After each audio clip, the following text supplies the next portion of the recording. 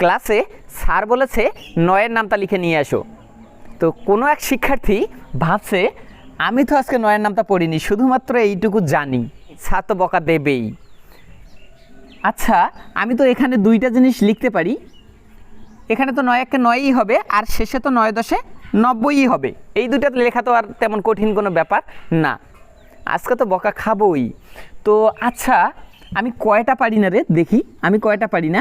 1টা পারি না, 2টা পারি না, 3টা পারি না, 4টা, 5টা, 6টা, 7টা, 8টা পারি না।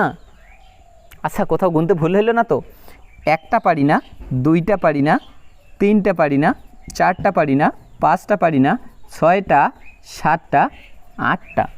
ইস, আমি 8টা পারি না। স্যার এই নামটাটা দেখে, গুড, তোমার তো হয়েছে। হোয়াট? কিভাবে?